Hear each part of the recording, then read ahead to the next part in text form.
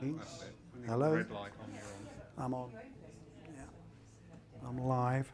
Yes, I am. I can hear myself.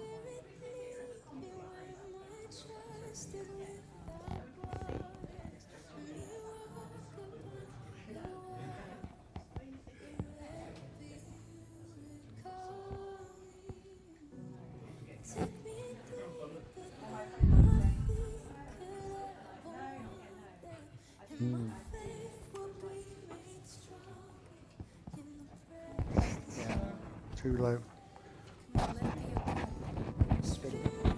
Sorry, ladies and gentlemen. Because it's when I bend over.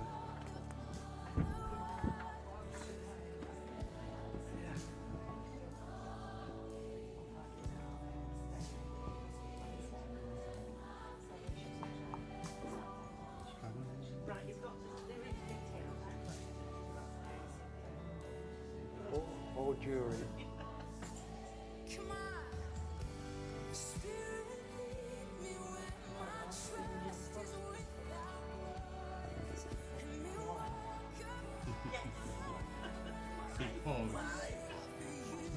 Because I say so. Because I say so. I will remember the sun because you're right.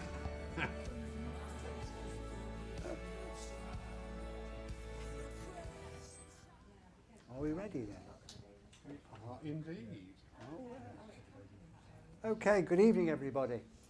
For those of you that don't know me, I'm Jamie Williamson, and I'm here to talk about philosophy specifically in spiritualism.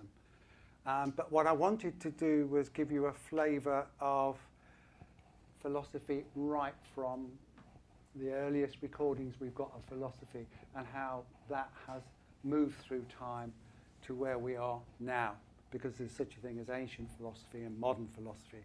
And philosophy itself is a very wide subject. It encompasses, you can do a PhD in philosophy, which of course is Doctor of Philosophy. And it covers every aspect of our lives, more than we actually realise. You go into a hospital, they'll have a philosophy of care. You go into a shop, they'll have a customer philosophy. They'll call it a mission, or they may call it something else, but it is actually a philosophy. Our legal system is based on a philosophy. Our social structure is based on a philosophy. We call it democracy, or modern democracy, or whatever. So philosophy impacts on every aspect of our lives. What I'm going to focus on tonight is religious philosophy, because that is what basically spiritualism is. That's all the isms are going to get me tonight. So the other important thing to think is that everybody here is a philosopher. Whether you actually realise that or not, we all philosophize about life and about things, because it deals with very fundamental things that we have to cope with every day and within our lives, what work we do, how we relate to other people. It all comes down to the way we view the world, what we call worldview. So it impinges on everybody, and we have a philosophy. I basically broke it down into six or seven questions. So I'll just give you a run through the questions, and then I'll go through it. I'm hoping I can get through it tonight, because my difficulty is reducing it, not expanding it, is to actually bring it down to something that is meaningful across the board. So first question is always in philosophical vein, if you like, because we'll talk about philosophical method, is to ask the question, what is philosophy? What is spiritualism? What are the origins of spiritualist philosophy? Where did it begin? What is it? What is the role within our movement of things like mysticism, magic? These things still impact on various aspects of spiritualism, whether we realise it or not. They are there, and they do pop up every now and then. The other one is, what is a philosophy of spiritualism? What does it look like? What does it contain? What elements does it have? And the others are, what challenges us? What is it that spiritual philosophy is meant to do? What's its purpose? Why do we bother with philosophy? and I hope to cover those. And why are our services got a strong element, particularly the divine services, of philosophy rather than the mediumship, but I will expand on that as we go through. The other thing I will look at lastly, should I say, is the intention that we set with prayer and with philosophy. What is it we're trying to do? So, based on the principle that you already know what philosophy is, I'll ask the first question with, what is spiritualism? If you were, which has happened to me many times, people will stand there and they'll say, you're a spiritualist. What does that mean? What is it? What's a spiritualist? What is spiritualism? And it's a very valid question. And I don't know about you, but in the early days, I would have struggled to give people an explanation. You end up saying stupid things like, well, we believe in the dead talking to us, which sounds quite insane, to be honest, to most people in this day and age. So if I was to go round and ask each of you what you actually would say if someone said to you, what is spiritualism? Have you had that conversation? You must have done. Or are you still at the stage? Because I think we go through stages with our beliefs, and certainly with spiritualism, because it is still seen as a fringe religion, is that we don't say anything. We don't tell people we're a spiritualist. We keep it a secret.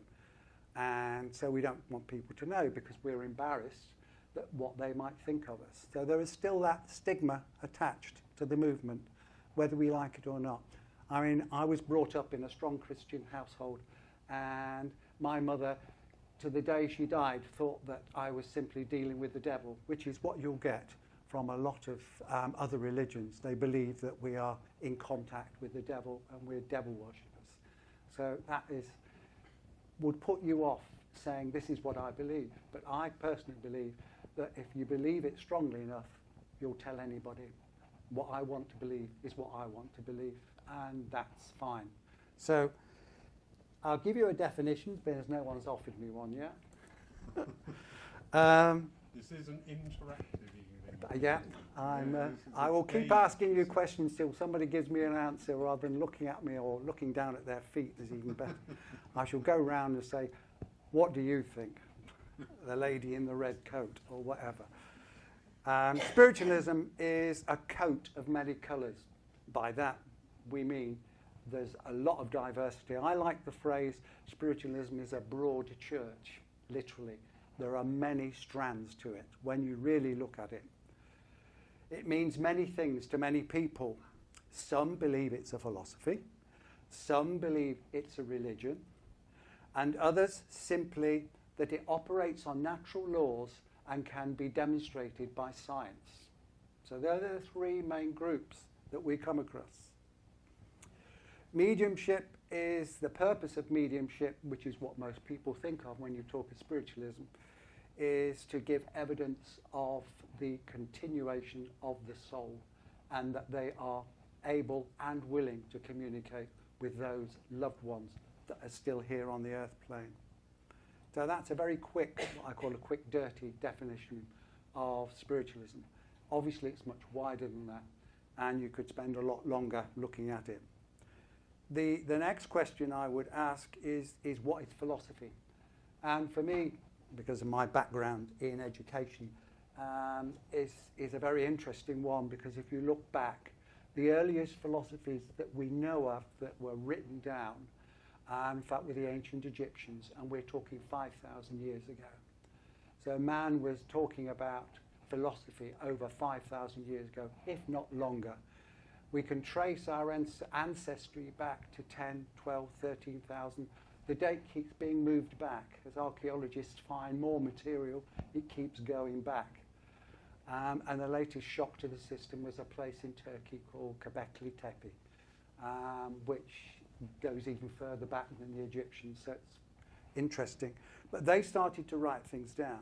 But Egyptians being Egyptians, their philosophy was very much based on magic and the idea. And then it's quite not unusual for earlier cultures, and still up until the 18th century and even today, to think that you can control nature if you know names, formulas, and these things that we would call magic. and it's simply a way of trying to control our lives.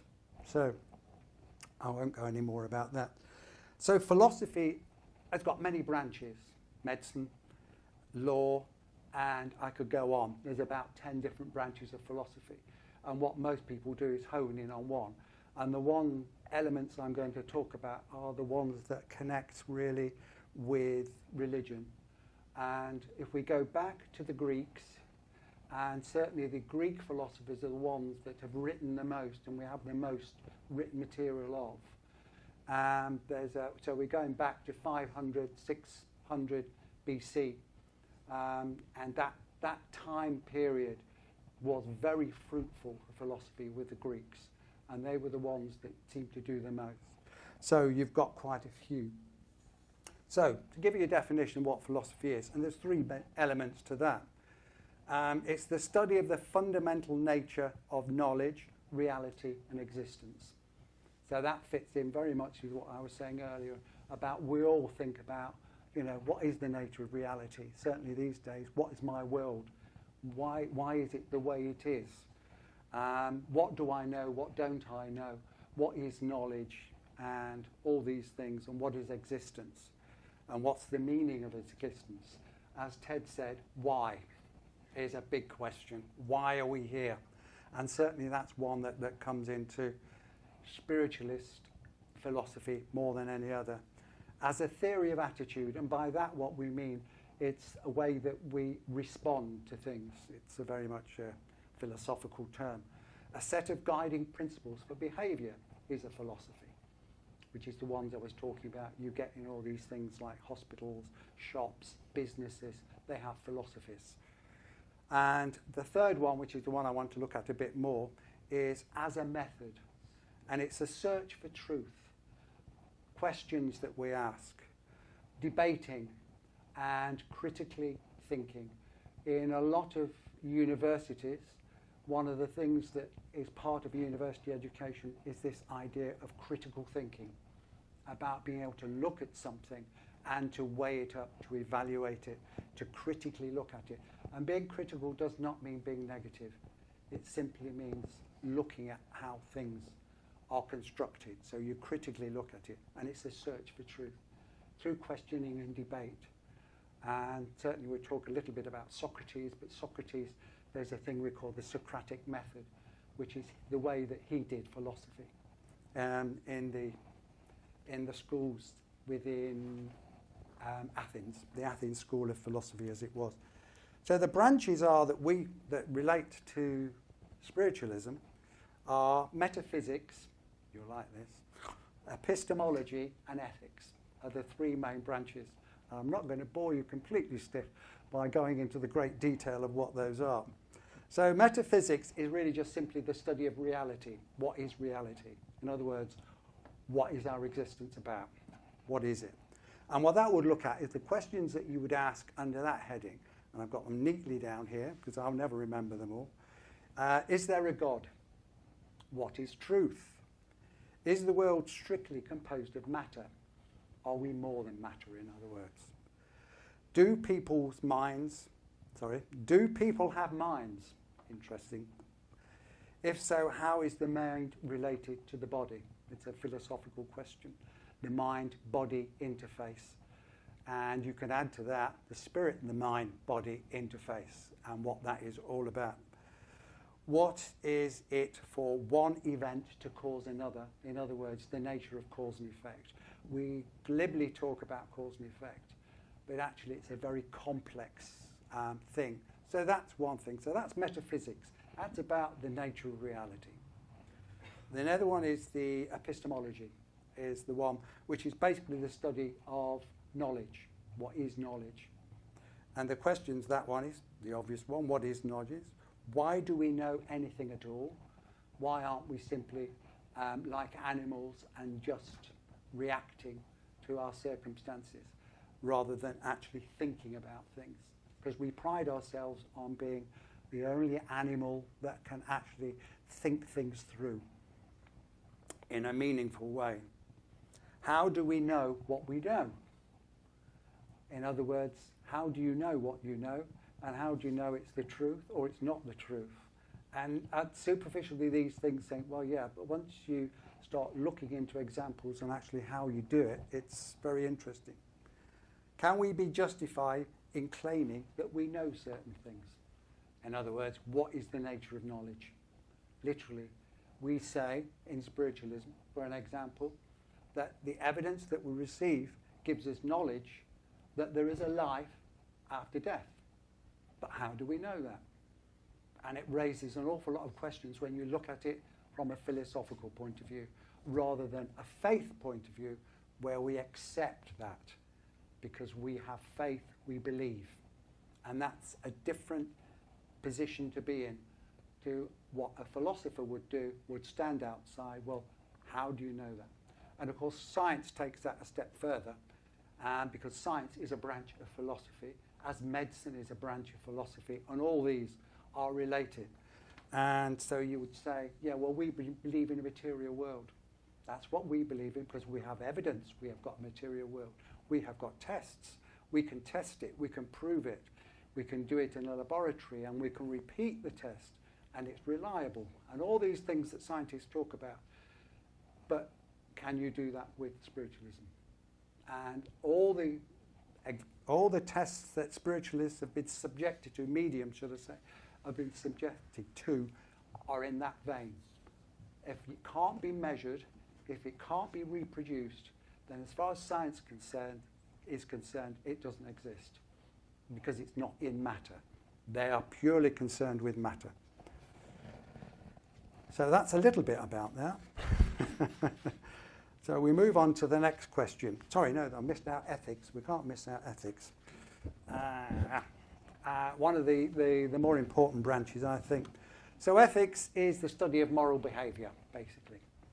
What we do, why we do it, what we do, is it right, is it wrong? All these things come under moral behaviour. In other words, the field of ethics. So is morality objective or subjective? That's one of the biggest questions.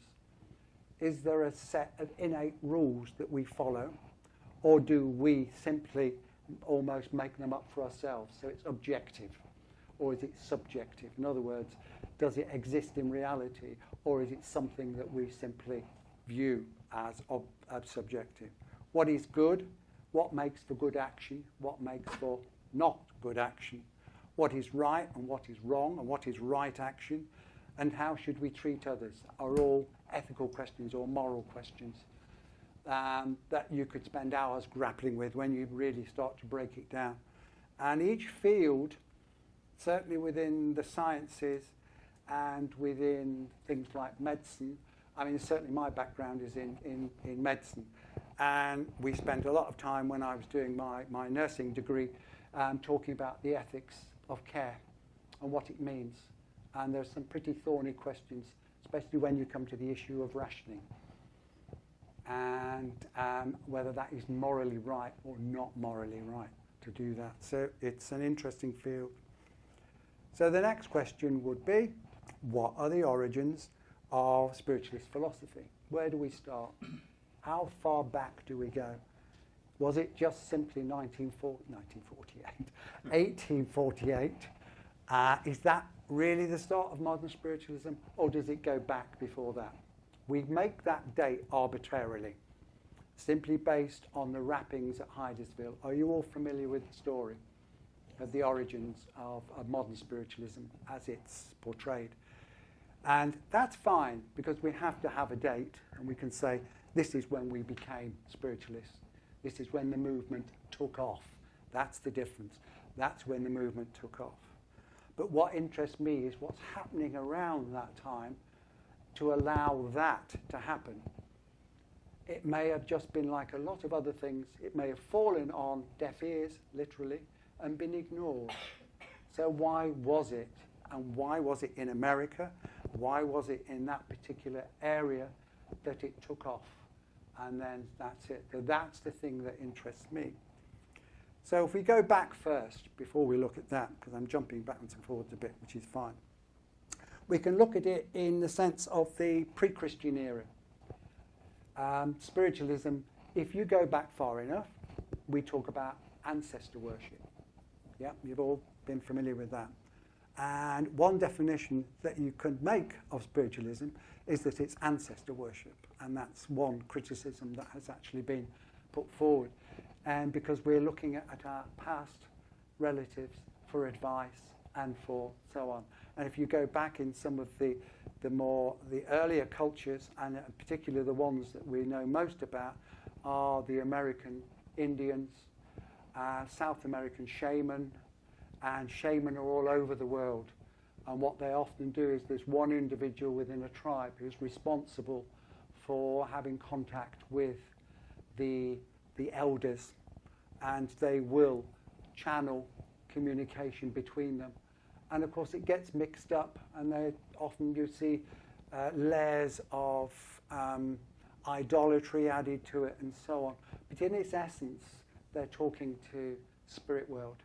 So they could be called mediums, and they are mediums because they're mediums between the tribe and the spirit world. So they're the earliest examples where you're likely to see what we would call mediumship and its role. Yes, Sue? I was just wondering about the term worship when you say ancestor worship. Well, that's how it's categorised, yeah. Is it a worship? I just find that a bit Yeah. strange. Yeah. Because it was a connection. Yeah, Not true. necessarily bowing down to them. It was connecting with them as if they were. But if an outsider view, and that's what it is, I mean, what you've got when these terms are often coined is you've got what we call a Eurocentric view. In other words, anybody that's outside of that is primitive and are worshipping deities and whatever. And it could be a derogatory way of looking at it. I agree with you, yeah. So, but it's the way it has been. You'll see it saying ancestor worship comes under that heading. And that's what I'm saying. It may not actually be worshipping ancestors. They simply are communicating with them through mediumship. And that still exists. And there are rich cultures that still have that as their core. So yeah, the pre-Christian era, sorry, I'm talking in my mind now, is the one, if you look at things like Egypt, which I've mentioned, it's very much mixed up with magic. And that's just simply about a culture. If you look at it, if you don't understand how the world works, which science has given us those clues about how the world works, about natural disasters, about crop failures, and so on. And they were very close to that. And so they would try to find ways, and most of those so-called idol worship is simply about trying to find ways to control the natural world from disasters, from lack of food, from failed harvests, and all these things. So that's one way of looking at it. I come to the Greek period, which is the interesting bit. And if you look, there are something like 40 or 50 different Greek philosophers during the early period through to the Christian era, which we're talking, after Christ was born. There were still plenty of Greek philosophers around for quite a while and influenced the early Christian church. But the ones that most people will know of, and I've got them in the right order, is Pindar, Socrates, Plato, and Aristotle. Those I've picked out simply because they looked at things in a very different way to earlier peoples. The Greeks had got a systematic way of looking at the world around them. And yes, they had views that we wouldn't agree with now, and the way they defined things is different, but they were systematic in the way that they looked at things. And certainly their views were taken up by Europeans later, first by the Romans, and then by other cultures, and they fed through to the modern world about the views. And you will still see, as I say, we still use the Socratic method in teaching. And they still have, these elements are still there within our culture. Because certainly after the Enlightenment and the Renaissance and the Enlightenment, everything Greek was suddenly back in fashion, and the Greek philosophers were looked at again, and their works were brought forward into Christianity particularly. So there are those. There are the Eastern philosophies, which are different to the Western philosophies, because Greek philosophy comes under what we would loosely call Western philosophy. And so the Greek ones, sorry, not the Greek ones, the Eastern ones, we're talking about people like Confucius, who had a system of moral behavior, particularly he had. Then you've got Tao, which is a more spiritual way of looking at the world. And of course, you've got then at about 500-600 BC, quite late, you've got the Buddha and his views. And those things still impact on us, not so much. I mean, you hear people say, Confucius said. I don't know if you've ever heard anyone say that, because he had these things which I call life lessons. And you see them on Facebook all over the place. I don't know, I can't think on top of the head. The sort of thing that says, you know, value yourself. These are little snippets, and so they're very much like Confucius in that way. We come to the Christian era, and as I say, the Greek philosophers were still around at that time, and certainly if you look at Jesus of Nazareth, if you look at his, he would have been within a Roman environment, and the Romans were quite involved in Greek philosophers. They employed Greek philosophers as teachers and so on within the Roman period, and that came in. So therefore, you would have found that those philosophies would have influenced all the Jewish nations that were under Roman control at the time. So you get that. And of course, we have certainly got a lot to be thankful for from Jesus' mediumship and his healing ministry, if you like, and his philosophy. Now, not many people view Jesus as a philosopher as such, because he hasn't got a written philosophy. And in fact, it's not unusual. I mean, in Islam, it's the same. It wasn't written down in the actual lifetime of the prophet, if you like. And it's the same with Jesus. What was written afterwards, generally in Greek, and again was influenced by the Greek philosophers. Ask Yeah, you something? do. The Romans wrote everything down. Yep. And I never understood why they never wrote about Jesus. Even though they crucified him, they would have put that knowledge into all their... But you see, if you look at the life and times of Jesus, yeah, the context is that you've got a small, Judea, as it was called, is a small Roman occupied country. And the politics of the time, he would have been seen by a local governor, who wasn't a particularly important one because it's only a small province. And his life would not, and if you look at the historical records, there's no record, simply because it wouldn't have been considered. It's what we have done with that, those writings, up to 200-300 years later, some of those things were written down. So it didn't get written down at the time anyway. And it's only when Constantine, the Roman emperor, at about 300 AD, became Christian. Up to then, they were persecuted because they were considered a sect. And they were not, it wasn't a mainstream religion, if you like. And so nothing got written down until after Jesus' death, because it was not considered significant. I mean, the way they describe it, he was one of many prophets. And if you look at the Old Testament, they're just simply one after the other. And he was considered by the Hebrews as a false prophet. And so therefore he would have been ignored. His message was not significant. I mean, the reason he was, don't start me on Jesus. The reason he was, one of the reasons we now know or think that he was actually crucified, and of course there's great debate as to whether he actually was crucified when you actually get into looking at the historical records, because there's no record of it. And there are part of the record is missing, because in 325, again, Constantine, who wanted to make Christianity a state religion, and so therefore over the whole of the Roman Empire, he took it in.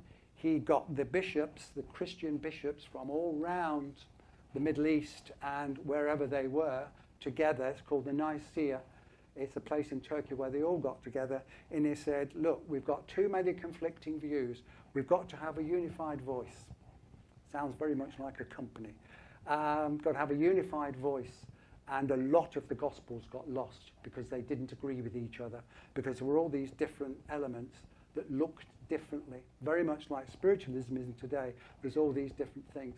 If somebody came in and said, right, we've got to have a unified view, we can't have that, we're not accepting that, and they pick and choose. One of the big debates at the time was that whether Jesus was divine or not, because there were some Gospels that said he wasn't, that he was just a prophet like any other. But that didn't suit Constantine. So these things are debated hotly in some points. So it's quite interesting when you look at Christianity. Anyway, we're off the point slightly, but fine, good question. Right, so the philosophy of Jesus is basically humility, compassion, and a healing ministry. I mean, he literally said to his disciples, you can do anything I have done. And that means healing. And that means all the things that he did. Teacher. He was a teacher. He was a gifted teacher, a gifted orator. And his philosophy was very much in the parables. Because if you remember, he was dealing with basically farmers, uneducated farmers. And they would have to, in order to grasp his message, he had to wrap it up in parables so that they could understand it. But when you read those parables, the philosophy is there. Not that he considered himself a philosopher. So we've dealt with the Nicaea. So the origins are quite complex until you get up to later, which is round about the Hydesville period. Any questions while I have a breather? And a drink. No, it's absolute silence. I've either stunned you into silence, confused you completely, or you're bored stiff. Right. Yeah? I just wonder, when we talk about philosophy and where we've got the foundation, say, of the Greeks as well, the Romans and the Egyptians. And all sorts, yeah. And all the rest of it. How much of it was actually mainly based on political reasons?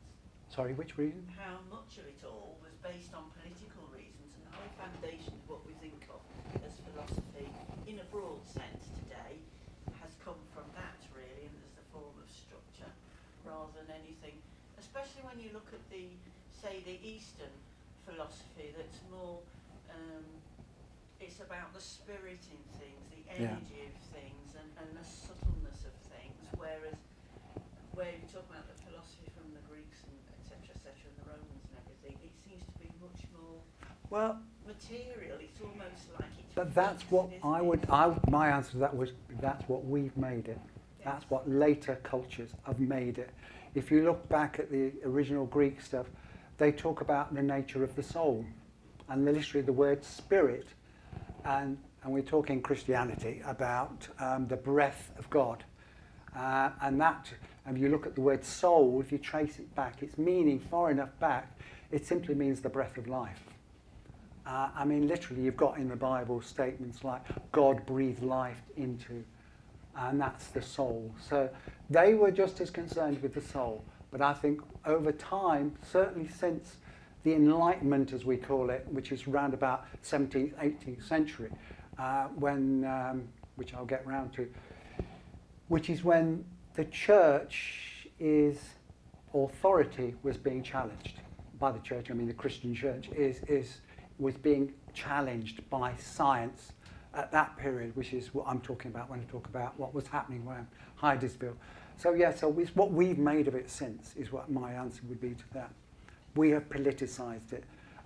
One of the downsides of having an organised religion in any form is that politics, because you've got people and you've got hierarchies and structures, then politics comes in. In a sense, the spiritual takes second place, the politics comes first. So that again is a debatable point all round, but it is worth it's worth the question: when did that separation happen? And as you say, that's not happened in the Eastern religions. No, I feel also it's about taking responsibility away from people, or rather people handing over responsibility to a body, show me the way, and they've got to be the intermediary in between, rather than... An interesting point, going back to the to Nicaea, and Constantine's want to have control. Now this is I found in written sources, but I can't trace it back any further. There it is said that one of the things that he wanted to achieve was to have a church. If you look at the Roman model of control, yeah, it's mirrored in the church. Because the Roman Catholic Church is the remnants of the Roman world. And that filtered down into the church. So you've got bishops and whatever you like to call them, and this hierarchical structure. One of the things he did at that time, I am told, and I have read, is that he said, you can't go and see seers, and you can't go and see mediums. All your spiritual needs have to be met through the church. And the only person that can speak on behalf of God are the clergy. And so that's about control. And of course the Romans were all about control. So you've got to see it in its historical context. And I think so from there on, we have this model until the Enlightenment comes along and things start to get interesting, as it were. Wasn't there also, sorry to interrupt, Yeah, no, wasn't right. there also a basis of education within the religious philosophies? Because if you look at Judaism, Yeah. The rules there, you know, if you The rule of die, law, yeah. you've got to be buried within 12 hours. Yeah. You do not eat cream in daylight hours. You don't eat pork. No, yeah. And if you look at that as basically a health and safety lecture. That is what has always been explained to me, is that that's to do with because pork doesn't keep well. Exactly. And all these things. And you know, pork's considered an unsafe meat because it eats anything. Yeah. And it could be contaminated. So that's about survival, I think. A lot of those things about survival. But yes, it's quite interesting that if you look at it carefully, Jesus was a Jew. Yeah. And he always said, I have come to fulfill the law. So he wasn't a Christian, which is often misconceived. He wasn't a Christian, he was a Jewish, and he was there to follow the Jewish law. But he took a completely different view of how the world is. It's what we have done as a Western society particularly, to turn that into Christianity. That is the interesting bit, but there you go. That's another talk. Right, we get to the interesting period. Just a quick mention of magic, because it all gets sort of jumbled up from the 18th, 19th and early 20th century. Magic and mysticism is in there and is still around, and that's fine. So just a quick definition of the difference between mysticism and magic that I came across, which I thought you might like. Magic is based on the belief that humans can influence and control natural events and other beings through rituals, spells, incantations, or to bring about supernatural events, thus circumventing natural law. That seems to be, when you look at the definitions of magic, that's basically it. The whole thing is based on being able to get around natural law. I mean, you get it in popular culture, you know, all these spells and so on. And it captures our imagination. And there's still an element within, I think, society today that we want to believe in magic because it's just one of those things. Mysticism, on the other hand, is slightly different. And certainly there's a long history of mystics certainly within Christianity. There were Christian mystics. And certainly within the Eastern religions, there's mystics. And so it's quite a useful thing to have a definition of. Mysticism is based on the desire to be at one with God through contemplative practice, meditation, and altered states of consciousness. Now, of course, that feeds very nicely into the next picture I'm talking about, which is the spiritual aspects of that. In other words, the spiritualist aspects of mysticism, because a couple of the early spiritualists were mystics as well, and were called mystics. So going back a bit, so right up, so the examples of what I mean by mysticism still around. We've got the Masons. You look at them, there's an element there of ritual, spells and mysticism. And there tend to be secret organisations that suggest that, you know, they're doing ritual magic of some sort. And so the Templars as well, you know, the Knights Templars, were accused, mind you, that was the King of France. He was bankrupt at the time and wanted their money. They were accused of witchcraft and all sorts of things. And then they were disbanded because he was after them. I think Louis XVI or one of them. Wanted the money. Yeah, wanted the money. So he put about it that they were doing, you know, they were burning babies and doing all sorts of ritualistic practices, yes. When we talk about magic, I feel that it's not understood that it's about energy and focus, and so what might have been, I mean, there's all sorts of a broad spectrum. And That's what I mean, yes. But there's some way you could, in the way that you can have, if you just use a candle or different things like that, in the way that what that's doing is bringing together collective focus of energy. I would call I'd call that intention. You see, I would call that intention, setting your intention. And that's, yeah. I think that's how magic is misunderstood, but it's also, like many other things, being abused. But if you look at the definition, if you look at definitions of pure magic, that's what you get. I mean, I understand what you're saying, and I certainly would be.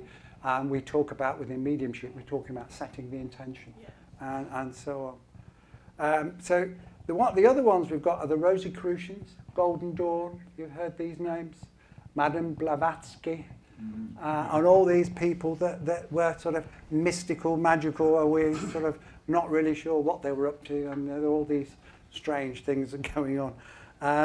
And so, so we get to now the period just, if you look at America and what was going on in America in the early 19th century, so we're talking 1820s, 30s, 40s, there was, science was just beginning to take off.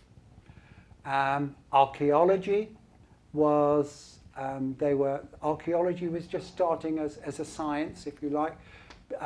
They were going out, and archaeology started by trying to prove that the events that happened in the Bible were actually, you could find them on the ground.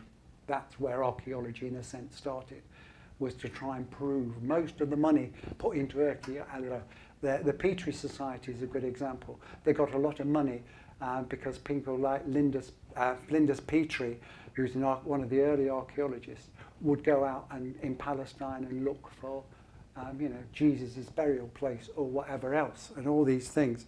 And so archaeology took off. Geology, the Bible was challenged because it said the earth was made in 6 days, and I can't remember which one it was now, but one of the Christian thinkers actually went away and calculated the age of the earth at sort of 6,000 years, because that tied in with the Bible. But yet then when archaeologists came along and said, hold on a moment, this is millions of years old, suddenly the Bible was beginning to be challenged for its reliability when it comes to things like archaeology and history, certainly. And as we say, there's no real evidence of Jesus in history, not much anyway. So that was all being challenged. Everything was up in the air. The church was being challenged. Science was developing new sciences. You've got things like psychology, sociology, all these new ologies, as they used to call them, were being developed. And so everything, it was fevered. And so there was an appetite for different things. Then come along somebody, which was actually 1688 he was born and died in 1772. So that's right slap bang in the middle of what we call the Enlightenment, which is where science takes off. And that was a gentleman called Emanuel Swedenborg. I don't know if anyone's heard of him. I'm sure most people that have ever done any work on spiritualism will have heard that name. Now, he was definitely a mystic in the sense that he would go into a trance-like state, and he wrote something like 6 or 7 books on what heaven was like, what hell was like, what it was like, the spirit world, and he journeyed into the spirit world. And so he wrote an awful lot about it. So there's that circulating about being able to get into, and so he is basically credited with inventing the word spiritualism. There is some debate about that because some people say it's somebody else, but there you go. So he's credited by many of being the father of spiritualism, if you like, because he's one of the first to write a lot. And he was a scientist. He was a philosopher. He was what you would call a Renaissance man, in the sense that he could lend himself to anything, like Michelangelo, yeah, one of those. He could do anything. He was very much an all-round person. And the next one of significance is Andrew Jackson Davis. Again, a prolific writer. I think he wrote reams and reams and reams, very much under the same circumstances. He was in a trance-like state and would travel backwards and forwards and would do. And he prophesied, literally, so he was mystic prophet, prophesied the start of spiritualism. There is a famous statement, which I didn't write down, where he says, the light has been lit, and he was talking about the Fox sisters in Hydesville, because that's just about the time the rappings came. And certainly that's all happening at that time. So when the rappings came, there was a ready audience, because America at that point was ready to do something different. And you've got to remember that American history is different to ours. The founding fathers, one of which was a Mason, and the founding fathers were very much influenced by the French philosophers of that period. So we thought they called those the modern philosophers. People like Locke and a few others, which I won't go into because I can't remember. So there's an awful lot. And they were influenced by the French philosophers. And of course, what happened in France? The French Revolution, all those things that happened. And you've got Karl Marx floating around this period as well, talking about religion is the morphia of the masses. And so it was rife for major change. And so spiritualism was born in that environment. And in the early stages, it was very much a revolutionary movement. And one of the significant differences was women were involved. For the first time, they could go on stage in their own right as mediums, and that was unheard of before that. Only very low-born and disgraced women would be seen on a stage in public. So and they were the suffrage, and certainly spiritualism is one of the early things that were dealing with suffrage, about women's votes in America. So it was opportunities for women to step out of a domestic role and take a leading role in something that was important. So you've got all these social changes happening. And that's really what is interesting about the start of spiritualism. It isn't just the Fox sisters. There was a lot more going on at that time. It's interesting, isn't it? Because you go back to Madame Blavatsky and the Theosophy Society. Yeah. Shakers were quite a fundamental. Shakers were another one. Yeah, they still do. They Yeah. still, they what is it? Where they let the spirit speak. Yeah. Yep. And they were fundamental in creating spiritualism, but it was a really activist movement. You know, it was great social changes. I know, it was brought massive about by changes. spiritualists, because they listened to the philosophy, they gained their own philosophy, and they looked at the world slightly differently and just saw the need for change. They broke new ground. In Yeah. a sense, you could argue that they broke out of the dogma and ritual of established religions at that time, and that's how spiritualism was born. I think certainly when you look at the next few years, and we're talking about most of the work in spiritualism was done between 1850 and about 1910, and a lot of people would say that the heyday of spiritualism was it started declining after 1930. That the impetus for change was over, in a sense. So we're in that period ourselves. So when you look at the leading voices in the early stages, most of what we associate with spiritualism is there. Oh, look at the time, I just realised. So yes, it's interesting. And later spiritualists, if you like, stand on the shoulders of much greater men. There's no doubt about that. Because they were the pioneers. They were the ones that really had to deal with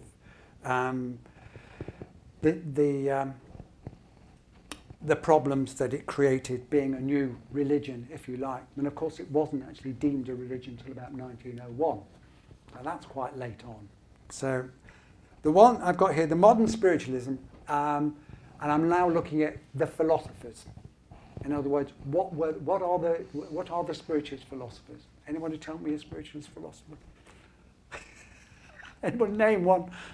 Most of them wrote, I say, before 1930.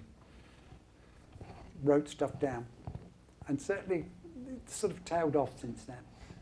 And I don't know why. I can't find out why it's tailed off. Arthur Finley do one?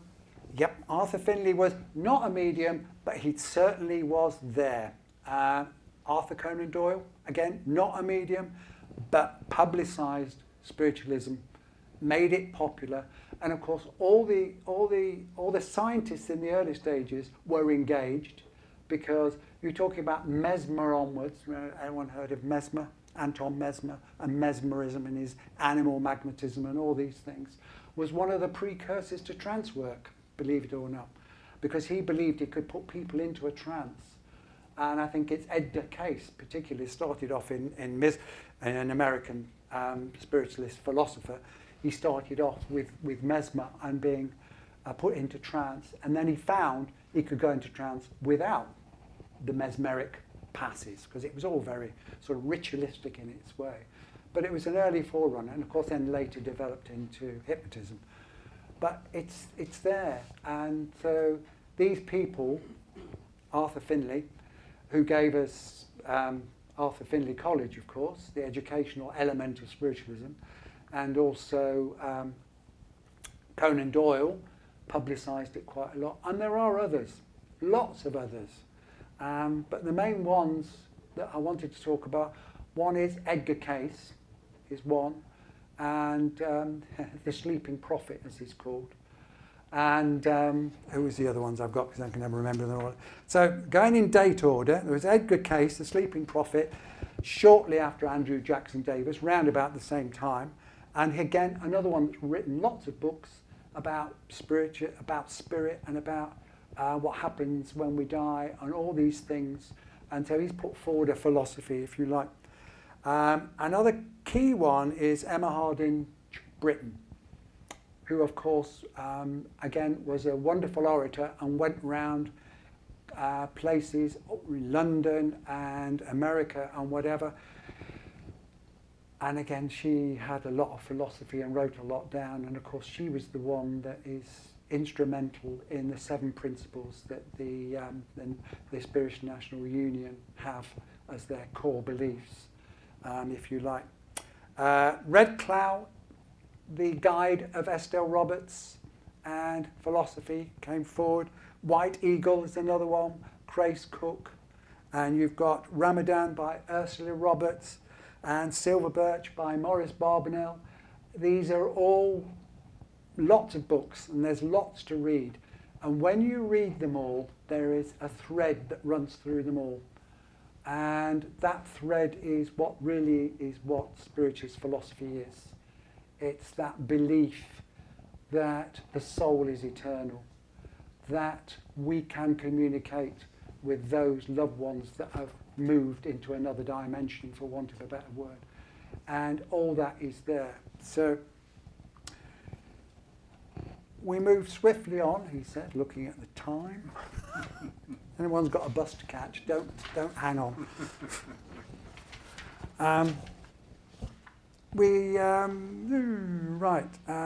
Okay. So I just want to look at the 7 principles, which is a good place as any to start, and it's well known and it's well documented. There are others, of course. The American Society of Spiritualists have their own list of principles, and you look around and there's plenty of other different people. So, just to give you another definition, so when the terms philosophy of spiritualism is used, it indicates religious philosophy based on the 7 principles, first expressed by Emma Hardinge, Britain. In 1901, that was round about the time these principles were taken up. These are given over the period of years and take part in the 19th century. Meant only, this is, I'm quoting basically from the SNU, this little book that they produced called Principles of Spiritualism, or Spiritual Philosophy, or Spiritualist Philosophy, should I say. And so therefore, they say that these are guidelines, that they are principles, and they're not dogma, and they're not religious dogma like a lot of religions have, where they say you must believe this, you must believe this, you must believe that, you must believe that. So they are there as a starting point, and I think they're the first to admit, well, they say so in their book, that that these things will change over time as our understanding changes and science changes things for us, and as societies change, so will our religious views change. And it's happened. If you look at all going from the Egyptians to where we are now, how the world has changed completely. Yes, Sue? Just quickly, Emma Hardinge, Britain, she did bring forward these 7 principles, all the principles, but the actual ones were decided Different, by a yeah. committee, weren't they? Because they weren't Christian enough, apparently. Well, And that's not actually... in fairness, at the time they were applying to be a religion, and one of the requirements of being a registered religion, if you like, for the want of a better word, is that you have got to have a clear set of principles. And one of the important ones, of course, is you must have a deity to worship. That is the definition of religion. You've got to have a deity of some sort to worship. And so they had to comply with that in order to register as religion. That's my understanding of it. And so we have this. And they're a useful structure to work by. So the 7 are the fatherhood of God. That's how it's deemed. So we'd spend an hour. We're running out of time. We could spend an hour just talking about each one of these in great detail. And so the fatherhood of God. In other words, there is a God. Now, that's different. If I went round this room and asked everybody what God is to them, I would get a slightly different view. Everything from a man sitting on a white throne with a white beard and blessing everybody, to the very essence of life, if you like, the breath of life that's in everything, and that a thing we call animism, which is a belief that everything has got consciousness. A leaf has got consciousness. Fair enough, it's not the same consciousness as we've got because it's not so developed, but everything has a spirit and has consciousness, down to the rock, the floor, whatever. So you've got all these views about what is God. And for me, I always think it's a creative force, an intelligent creative force that infuses the whole universe and makes things as they are, for want. And again, we could spend ages talking about that. The brotherhood of man, and this shows you its age because it's the brotherhood of man, and that's debatable in this day and age. Is what I mean by these things will change, because that's now become a no-no, politically incorrect to genderize such things, especially when we assume God is not got a gender. So the brotherhood of man is about, for me anyway, unless anyone's got any other one. It's about being connected and about equality. We're all equal. We're all connected. And there's this idea that everybody is in some way connected, and there's no difference between me and somebody who lives in China or America. Our human needs are all the same, which is a quick way of looking at it. Communion of spirits and ministry of angels.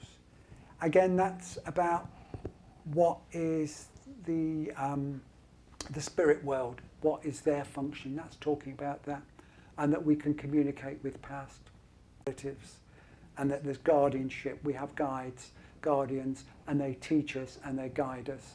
So that is into that one.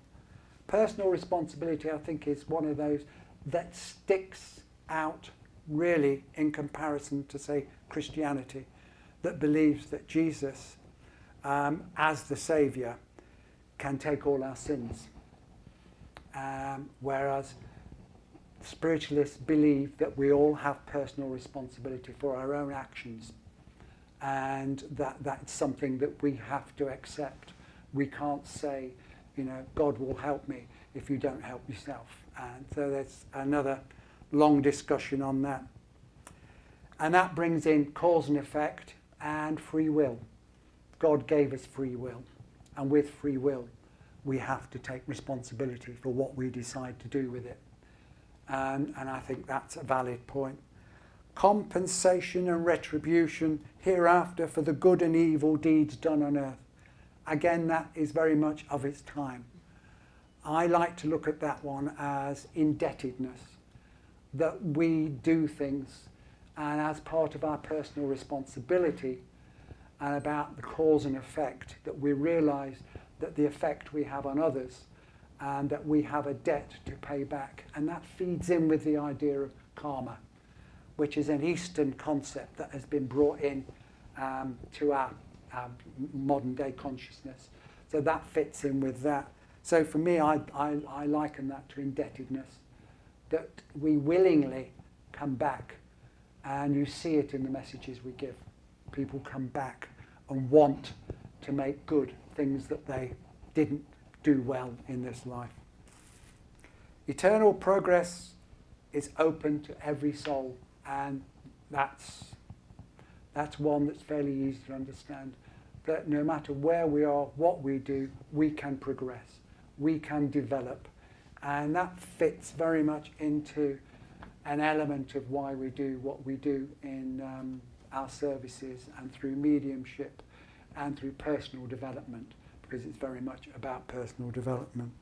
Any questions on that? Yeah. I would like to add a comment, because when we're talking about the principles from Denmark, and are working on having spiritualism recognized in Denmark, and in that case we have changed the headlines in a few of the principles. The philosophy behind, we're still using the same philosophy, but like the fatherhood of God has been changed to God as a creating force. Yeah, and suits me better. Brotherhood of man is the communion and love between human mankind or humans. And then the sixth principle would just put it as the opportunity to evaluate all deeds done on earth. So slightly more. It's much more up to date. He's more in line with our thinking today. Yeah, I agree. Don't forget, this was coined, if you like, 1900, so it's very much a Victorian piece of work. Literally, it's a Victorian piece of work. And we have moved on a lot since then. Very much. And we have put many thoughts into it, how to phrase it.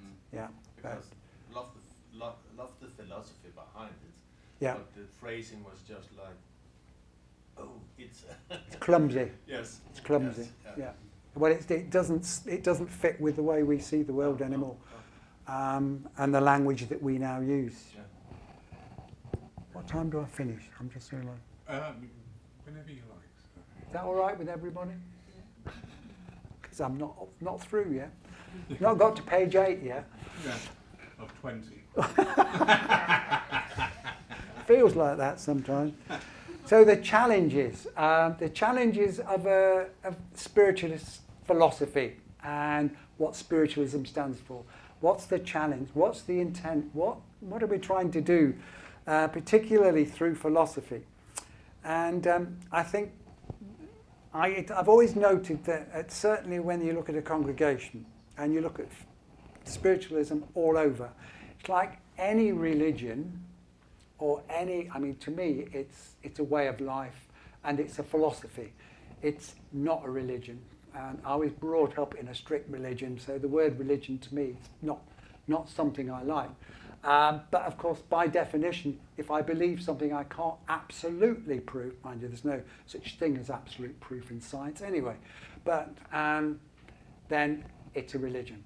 So it's a way of life to me. So what is it doing? And I've noticed that very often you've got almost levels of participation when it comes to philosophy particularly, and the beliefs that we have. There are levels. There are those that dip their feet into it out of curiosity. There are those that come to it because of bereavement and want answers and want reassurance, and that's all very fine. So they come and they become, it might be controversial, but they almost become addicted to the message, to that contact.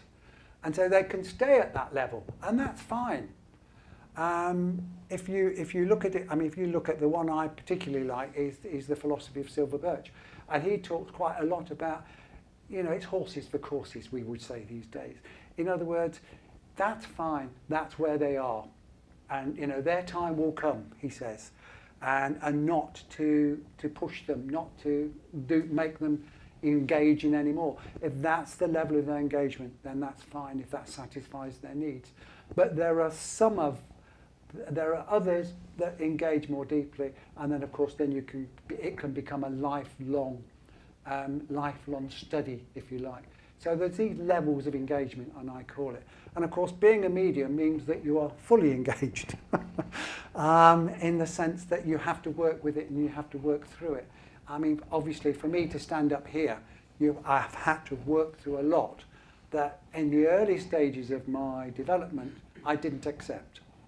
I didn't accept there was a life after death because of my background, which is quite analytical. And I have to see, because it's a science background, unfortunately, which is a handicap when it comes to religious beliefs, because I want proof. And a level of proof that would be required in science doesn't apply to spiritualism. So there is that level of involvement, and it took me a long time to, I experimented with different religions, with Islam and with Buddhism, particularly those two. So those I know quite a bit about, and until I really settled on spiritualism, because if I was going to take it further, then I'd have to go the whole way, if you know what I mean. So, and that's the levels that you get, and that's fine. We're all different. We've all got different needs, and I started off as an 18-year-old with just a very limited view of what spiritualism was, but it was always there in my life, and it wasn't until later on that I then took it to a different level, which is the fame. So the interesting things we've got here is, this is one is from Silver Birch, and he's talking about resonance, which I think is a very nice concept.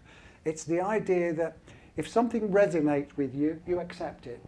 If it feels wrong, then you don't accept it. And he says that about any bit of philosophy. If somebody stands up here and says, this is the way it is, folks, and da-da-da-da-da-da, and you think, I can't take that, that doesn't resonate with me, that doesn't feel right. And that's what he means. And he's saying, don't accept it. And he was the first to say, don't accept everything I say. I am human and I am fallible. And I think that's a good place to start.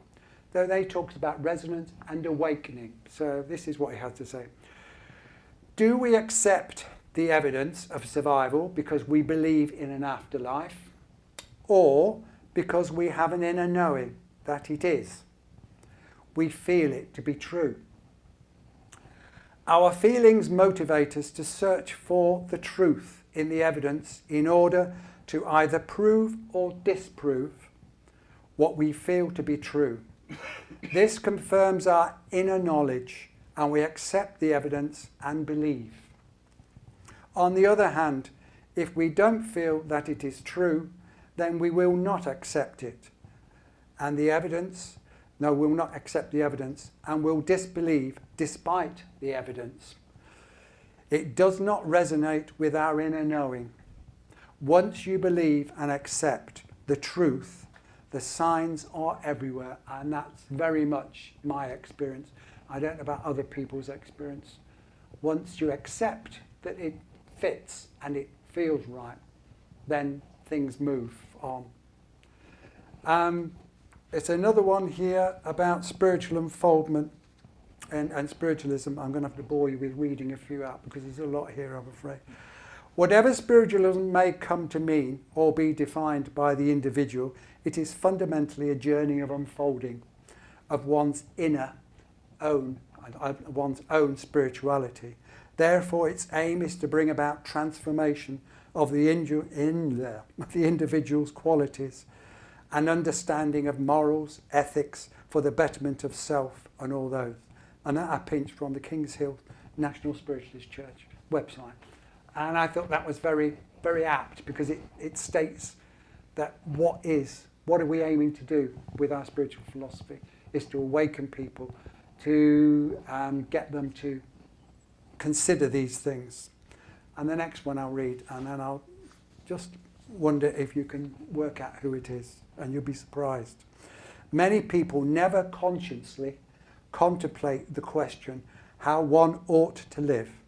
Instead, the course of their lives is largely determined by cultural values, norms, which they unquestionably adhere to. But according to the examination of the question is very important, as it is through striving for answers to it that one can hope to improve their life.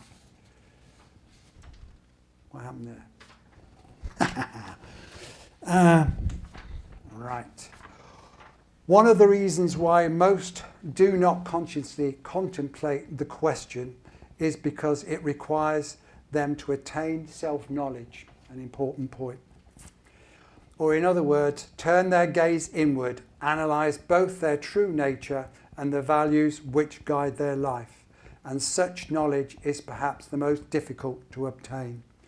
And that was written by Socrates in about 400 BC, if I remember rightly. So that just shows you that nothing really changes. And that the spiritual, and you're talking about the spiritual quality, is there. And it's just that we have chosen to pick up some things from the ancient Greeks and forget the other bits. This one is more up to date, and in the sense that this was written in about between 1900 and 1961. And it was written by Carl Jung. And if anyone know anything about Carl Jung, he was a Swiss psychologist, but his psychology went into basically not mysticism so much as philosophy, and certainly his view of the human mind and the unconscious mind and the spirit are very interesting, certainly from me. Carl Jung believed that life is a journey of self-discovery. Our purpose was to integrate all elements of the self, mind, body and spirit. Consciousness and subconsciousness, he calls it. And the inner reality, integrating the higher and lower self, mind, body and spirit. So it's quite interesting that he takes a spiritual view on that as well. And all these things come together. And the last one that I've got on that heading, it was written only probably 2-3 years ago. And that's by, this is from the Dalai Lama. You all know the Dalai Lama? Who is another person I like very much. And he talks about spirituality, the quality of mind and heart. And there's a whole book that was written by somebody else. In fact, his name is Douglas Abrams, who is Jewish as a matter of interest. And he spent a lot of time with him and Desmond Tutu. and they were talking about joy and how you find joy in life. And so one was a Christian viewpoint and the other one was a Buddhist viewpoint. And the two are very similar. And he says, once we can see life in its wider perspective, once we are able to see our role in its drama with some degree of humility, and once we are able to laugh at ourselves, we then come to the truth and the fourth final quality of mind, which is the ability to accept our life with all its pain, imperfection, and beauty. So he had then he adds at the end, acceptance, it must be pointed out, is not the same as resignation. And he was talking about his experiences and how he finds spiritual strength and how he finds joy. Because if you know anything about the Dalai Lama, he appears to be laughing all the time. The final bits then is, I wanted to talk really about why we have prayers, why we have readings, and why we have philosophy, in other words, within our services. What is the point? And again, it comes back to, it's about our personal journey. And we are all on the same journey. We may take different paths, but the start and the finishing lines are all the same. Our understanding of the world will depend very much on our upbringing, our culture, and the experiences that we've had, good and bad. They make us what we are today. And I think it's important, certainly, people like Jung and the Dalai Lama and Socrates and Silver Birch, not to mention the others like White Eagle, Red Cloud and the others. This is where they all come together on that. It's about understanding ourselves and what makes us what we are is an important thing. And in that, we then become in touch with our inner reality, which, if you like, for want of a better word, is that God spark that we all have a divine element within us. So what is the intention of prayer? And I would say, loosely, that prayer is just another form of philosophy. The reading is about philosophy, and of course the philosophy is about philosophy. So the whole thing is there to set the intention of understanding our place. So the prayer helps us to set the intention and helps create a space for peace and calmness and reverence.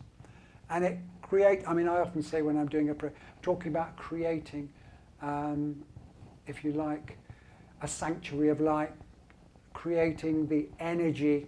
Sue was talking about energy, is about creating that energy so that that communication can take place and that we're all lifted up by it.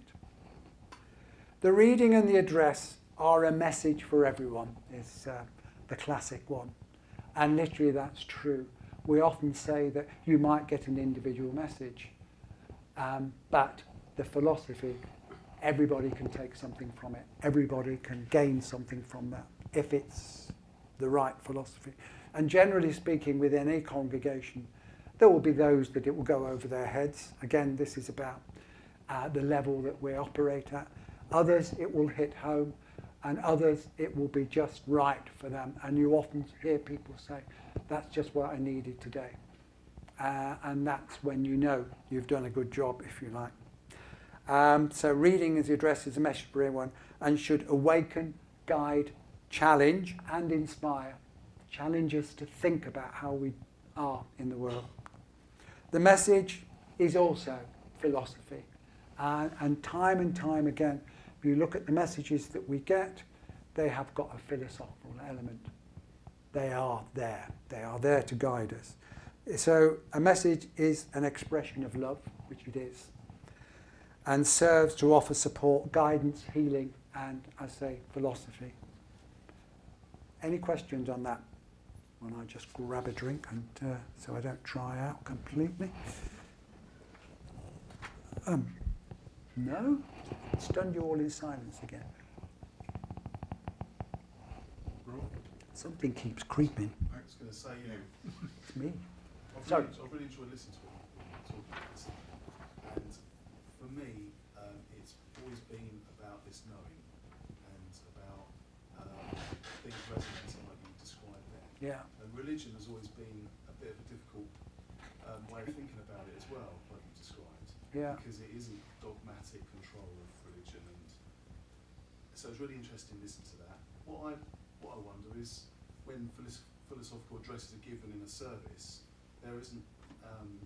I don't think I've ever really heard the principles talked about, so the ministry of angels or the communion of spirits, but there is self-responsibility and free will, which comes up a lot. But it's just really interesting about how it's developed. I think, but yeah, just really interested listening to all of that.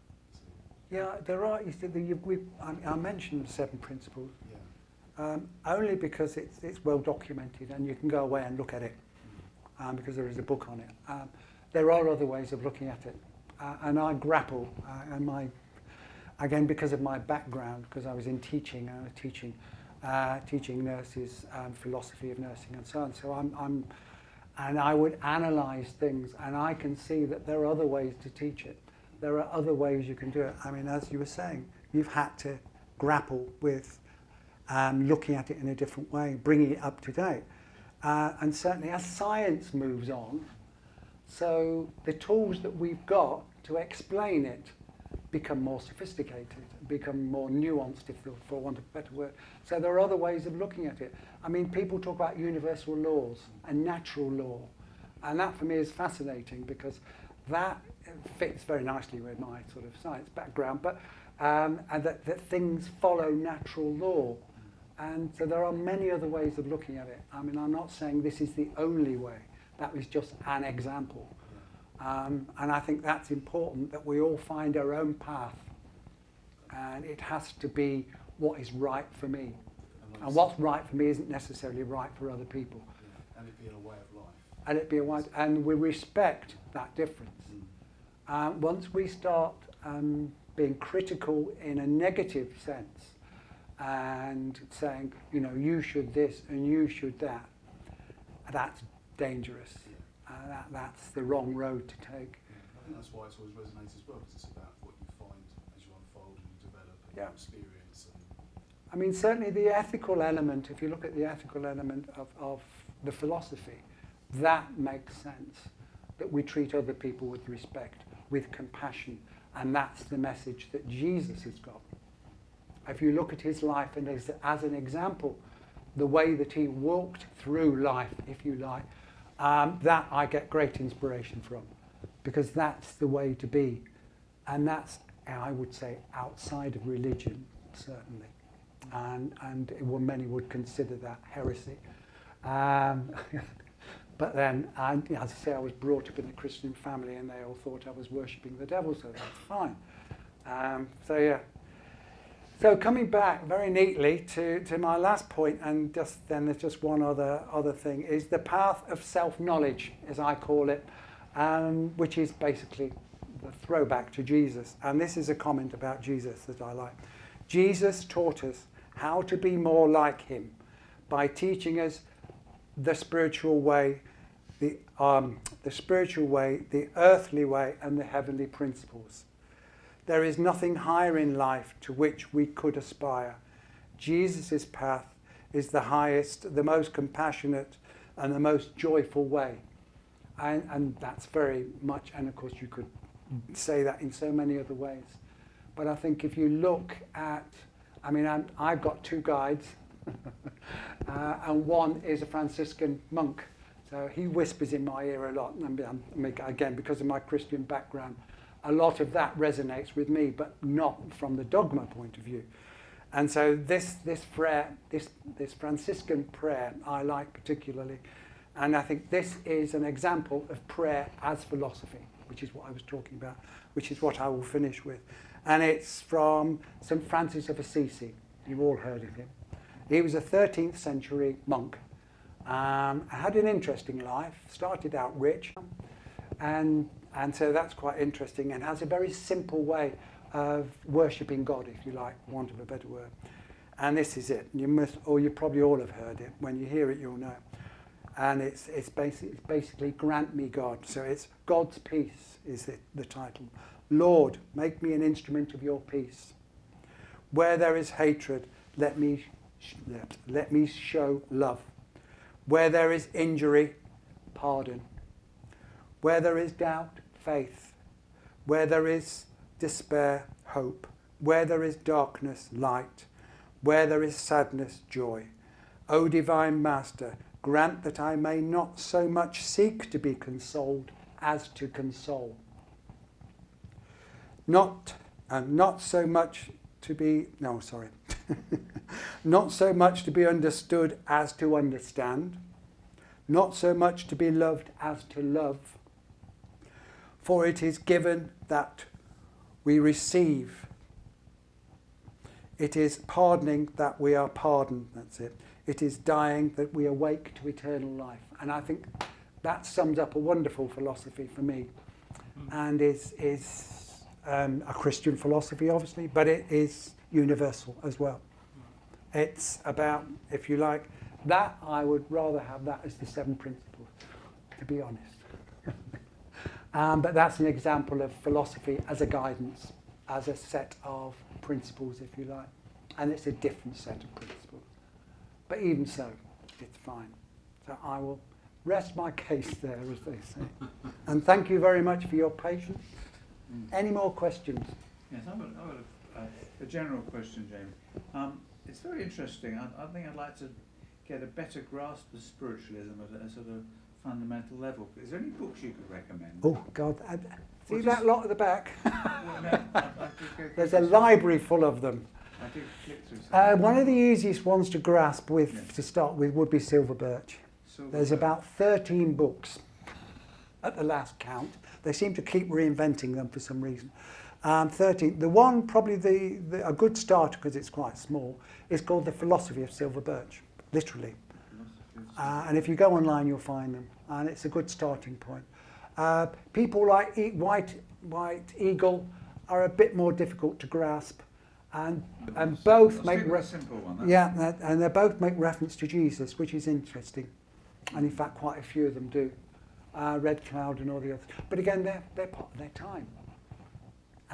We're talking about Victorian philosophers, if you like, or Victorian mediums. And the church was still very strong, so they had a very strong Christian background. So that's The Philosophy of Silver. That's a Victorian book, is it? No, that he started. Well, that was Maurice Barbanel, and he died in 1981. And Silver Birch, because he was a trance medium, so he was channeling this philosophy, and it was Silver Birch was his name. It's not his real identity. There's great debate about what he was, and that was about 20, 30 years. So that's quite current. Right. So that's one of the other reasons for mentioning it, is it's the more up to date, because the others are very much coached in what I call Victor. Have you ever read any Victorian books? The language can be quite difficult sometimes. Yes. Yeah. W.T. Steed. Sorry. W.T. Steed. Oh, and I read them and I think, what does that mean? Yeah. Read it. Got to Google it as well. Hang on. Whereas the language that he uses is very accessible, and it's a very down to earth way of looking at things. Thank you. Yeah, very pragmatic. Any other questions? Sure. No, I've really enjoyed the evening, and no doubt that you have been studying in many different directions. It's my background, because I've got a master's degree in cultural studies, so that helps. But what I think is interesting, like Emanuel Swedenborg is often mentioned within spiritualism, but not many people are aware of the movement called Swedenborg. There is the Swedenborg Foundation. It's always worth a look at. I mean, he's got some quite radical ideas, but of course he was very much a man of his time. That's what I'm saying. It was all going on in that time. It seems like it's a movement that is growing at the moment. Oh, that's good. I like that. Yes. Yeah. So it's just an interesting thing that one of the things we are putting our thought to within spiritualism, there's actually a movement going on that is growing at the moment. Oh, I didn't know that. And, That's good. and I think of it in a time where we have to admit spiritualism struggling a bit. Yeah, I think so. As I say, I was reading a book recently, I can't remember what it's called now. It's about science and mystics. And it literally is written by a PhD student in science. And one of the first statements he makes is the heyday of spiritualism was 1848 to 1930. Everything was achieved is in that period. And since then, not much has come forward, which is interesting. Yeah. We stand on the shoulders of much taller men, as they say, but yeah. But that's just my opinion, but I think a part of it is we still these days, every time we talk about spiritualism, every time we talk about mediumship and things, we put reference to the pioneers. Yeah. They did like that, so that is what we're going to continue with. I think a lot of people reference the pioneers but don't understand the contribution they made. Yeah. I mean, yeah. What I mean, that was how it was done when it was good. So that's what they have to do today. That's the phrase I have heard again. We have to move on. Exactly. Otherwise, we'll. I mean, there's Exactly. again from my nursing background. There's a famous statement by Florence Nightingale, who said that when it comes to anything really, if you're not moving forward, you're standing still, and if you're standing still, you're falling behind because everything else is moving on. So I mean, and spiritualism is very much in that place if we're not careful. Yeah. When we talk about the heyday, people's minds were open, everything was exploding. We'd had the industrial. It was new. It was new. Yeah, it was new. And all the barriers of the mind were taken away, and we just slowly got more and more constrained now. And we look at everything blinkered, saying, "Oh, we can't do it. The spirit can't do that," and you just think, "Well, that's absolutely nuts." Yeah, I say that if you look, the example is, or the danger is, the same thing has happened in the Council of Nicaea, when Constantine wanted standardisation. I mean, it's a modern term, but it still applies. Wanted standardisation, and the cost of that is a rigid structure, which means you're not moving forward. Yeah, so it's Should be free, not a franchise. yes. Just quickly, I feel that we're on the cusp of change actually, because there's all this that's gone out online that we know about, and Spirit's able to reach people through modern technology as well. But also, people are starting to open up, the senses are becoming much more aware, and there may be talk about, well, there's been a rush of people who are doing card readings and this, that and the other. Whatever you think about that aspect of things, it's still people opening up and becoming aware, and I feel that that's growing and growing and growing, so people are going to need at some stage to have a deeper understanding of That's the for me that's the critical bit, is what level they're actually into a new way of looking at things. For me it's what level they're operating at and what that means to the rest of the movement, if you like. Because if it is purely superficial, then it's doing us no favours. And it'll become no better. Thank you very much. That was great. I'm going to sit and watch it again. Oh, right. That was very, very good. Thank you, Jamie. Tip of the iceberg, I'm afraid. Definitely, yeah, but this is how we get things moving. Yeah. You know, and we've got to think.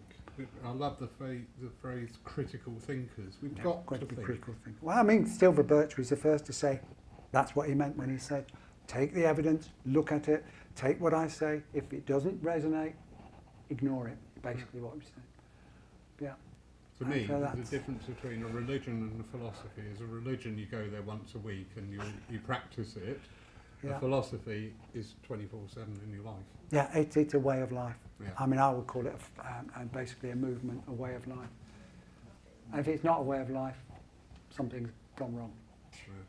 I mean, that's all these, Silver Birch and all those, they all agree it should change the way we see the world. This is what they meant by awakening, to the reality, and that's a spiritual reality, not a material reality. But True. Yeah. Jamie, brilliant. Thank you very much. Thank you. Next Wednesday we have a demonstration of mediumship where we have Jeff and Al Potts joining us from Bournemouth. The next awareness night is on the 3rd of May, and we have David Powell back with us and talking about healing. Yay! All the healers in the church suddenly lit up then. Oh yes. But in the meantime, thank you everybody who joined us on home. You've had Philadelphia, Dublin, and Durham. Oh, lovely. Well, I know. There's a bit of a range. I know who's from Durham. Oh, yes. I know who that would be. Yeah. So thank you for joining us on home. As I say, newsletters are out in the hall. Also, just look at the website or social media for keeping up to date with what's going on. But in the meantime, once again, Jamie, I loved it. Thank you It's very taken much. a whole week to prepare for tonight. That's well done. Well, as I say, it was a case of what to leave out, not what to put in. Yeah.